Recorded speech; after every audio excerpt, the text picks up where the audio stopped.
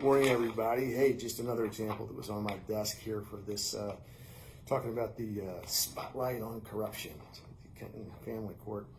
Ongoing watchdog efforts that we have here to ensure justice for all. Just wanted to point this out. It happened to be on my desk. So one of the interesting things about the findings of fact in this case, now findings of fact are things, again, the practice of law is the application of facts to law. That's it. So it doesn't matter what anybody thinks, it doesn't matter what their viewpoint is, their job is to apply the law to the facts, but you have to find the facts. In family court, the fact finder is actually the judge. So in a jury trial, the facts are found by a jury, and the law, the court provides the law and then, regulates the trial, but obviously the jury comes up with the verdict. Not so in family court, where the judge does all of those things. So obviously, you have, if you have an opportunity, if you have a hookup at the Kenton Family Court, the person that really does all these things, that basically writes the findings of fact and does all that for the judge, the staff member, then if you've got a hookup with that person as a private lawyer, and that person's going to help you out, I mean, you can dictate the results of a case, right? I mean, you can absolutely produce justice, and that's the kind of corruption that's going on here, is legion. So one of the fascinating things is like just how cray cray the findings of fact are, in my case and some of these other cases, right? So, typically a finding of fact would be like this. It should be like this. If you have a witness that says the light was green and a witness that said the light was red, the court has to decide, whether the light was green or red, because that matters under the law. It only matters if it matters under the law. If it's a fact that doesn't matter for purposes of the law, it shouldn't be being decided. So, interesting here that, in my case anyway, we have 16 and 20-page opinions to find facts and describe evidence that really aren't factual findings and really are not important to what's being decided. So that's a separate, unusual thing. But in my case, these findings are, cray cray, and in these other cases, and that's part of how misdeeds and those with a hookup down there with Miss Keys can dictate the result really of cases by writing these findings of fact. In fact, in a lot of cases, Ms. Keys just uses the findings that are written by, for example, misdeeds. In my case, in one example, there's an April 5th order where 33% of the court order was literally written by misdeeds, before the trial. So, it's perfectly appropriate to use, proposed findings and stuff, but it's very rare that you actually just cut and paste them and you use that many. But whatever. Anyway, in my case, you have Dr. Washam is the appointed court neutral counselor, expert witness. Was actually proposed by the other side. I didn't know him, don't know him now. Had business with him as ordered through the court, and he is in there to provide testimony about certain things at certain times. And we had a hearing way back in June or something, and the court generated a order after that hearing and issued certain findings of fact. And Dr. Washington testified at the proceeding. He actually testified. I guess you would say his testimony helped my case.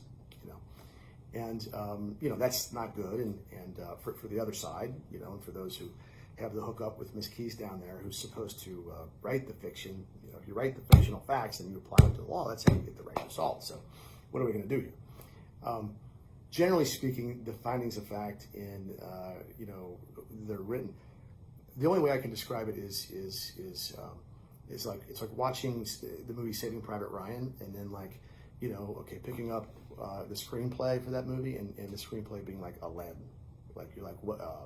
That's not what. That didn't happen. That's not what they said. Like, what's going on here?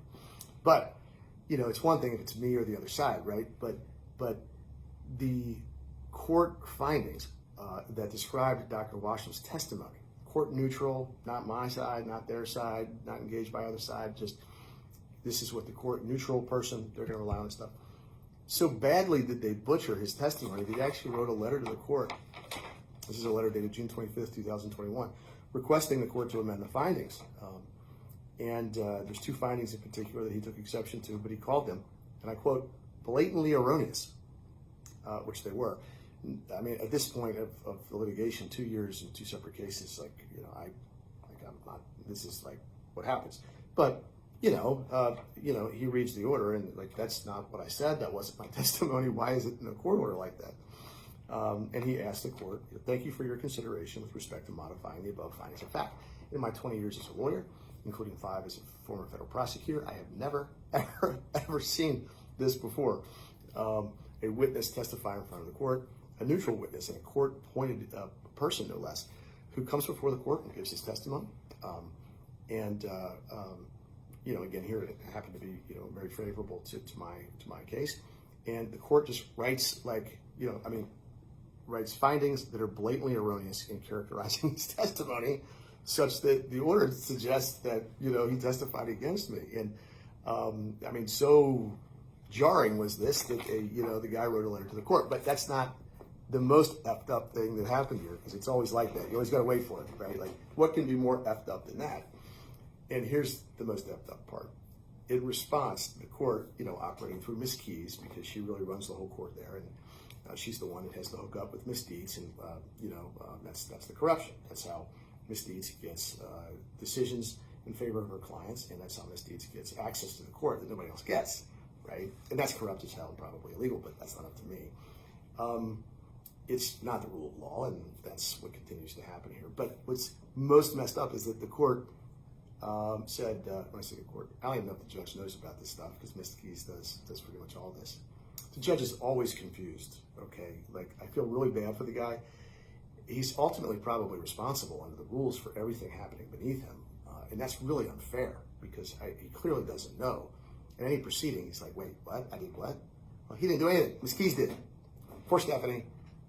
And, that's how everybody in Northern Kentucky that's gotten screwed and been the subject of this corrupt behavior, and all these clients that, keep calling us and all this stuff. And we can't do anything for them at this point, which is tragic. But this is the corruption, right? The court said no. So no, thank you for pointing out in an unprecedented way that, like, our court order, which describes your testimony, is, in your words, blatantly erroneous. Paragraph 1 of this letter, which is in the record. Anybody that wants to go, verify what I'm saying can say that. Thank you. We're going to stick with the blatantly erroneous version. Yeah, thanks. I mean, what? That's some good stuff, man. Anyway, I just had to share that. Happy Thursday. I'll be back with some more examples. It was on my desk. I had to share it. Spotlight on corruption in the Kenton Family Court.